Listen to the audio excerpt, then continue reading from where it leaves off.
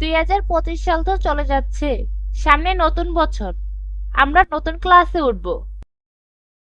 হ্যাঁ, অনেক মজা হবে। কিরে রুনিয়া, তুই কোনো কথা বলছিস না? আরে, ও কিভাবে কথা বলবে? ও এবার ভর্তি হতে পারে কিনা সেটাই দেখ। ওরা তো দুবেলা খেতেই পারে না, আবার নতুন বছরে নতুন ক্লাসে উঠবে।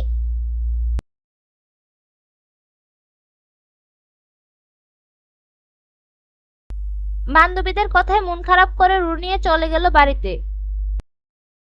কিরে মা, মন খারাপ কেন? মা, আল্লাহ আমাদের গরিব কেন বানাইছেন? মা, আল্লাহ যা করে ভালোর জন্যই করে। কেন মা, হঠাৎ এ কথা বলছো? আমার বান্ধবীরা আমাকে নিয়ে কত কথা বলে, আমরা গরিব বলে।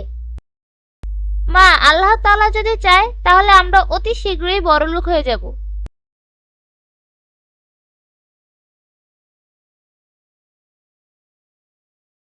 কি হয়েছে আমার মায়ের?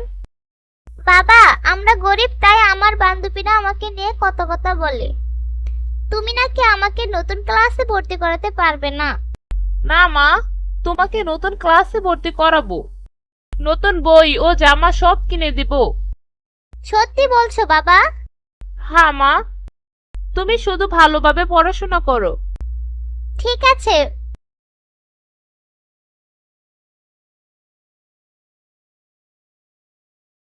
মেয়েটাকে তো বললেন নতুন বই জামা কিনে দিবেন, টাকা পাবেন কই? বউ, এবার ফসল অনেক ভালো হয়েছে। ফসল বিক্রি করে আমার মেয়ের জন্য বই জামা কিনে আনবো।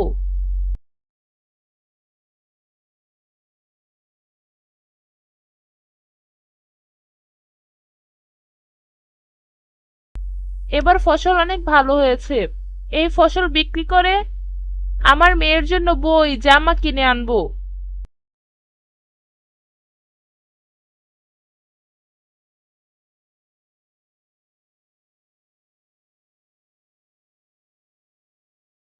এ কি, আমার সব ফসল নষ্ট হলো কিভাবে?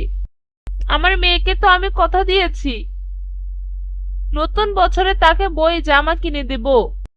এই ফসল যে নষ্ট হয়ে গেছে, এখন তো আমরা খেতেই পারবো না। আমার মেয়েকে বই জামা কিনে দিব কিভাবে? হে আল্লাহ, আমাদের কি হবে? বাবা, আজ 2 দিন হলো আমি কিছু খাইনি, আমাকে কিছু খেতে দেবে? আমার কাছে কিছুই নেই তোমাকে দেওয়ার মতো। আমাদের বেঁচে থাকার একমাত্র ভরসাই ছিল এই ফসল, এগুলোও শেষ হয়ে গেল। বুড়িমা, আমাকে মাফ করে দিন। বাবা, তোমার মনটাও অনেক ভালো। আল্লাহ তাআলা তোমার কোনো ক্ষতি করবেন না। আল্লাহর উপর ভরসা করো। একথা বলতেই রুনিয়ার স্কুল থেকে খবর এলো। রামিল ভাই, তোমার জন্য সুখবর, তোমার মেয়ে পুরো স্কুলে এক হয়েছে। কি বলছেন ভাই, সত্যি? হ্যাঁ ভাই, তাই তো তোমার মেয়ের সমস্ত দায়িত্ব সরকার নিয়েছে, তোমার আর কষ্ট করা লাগবে না। আলহামদুলিল্লাহ ভাই, আমি অনেক খুশি।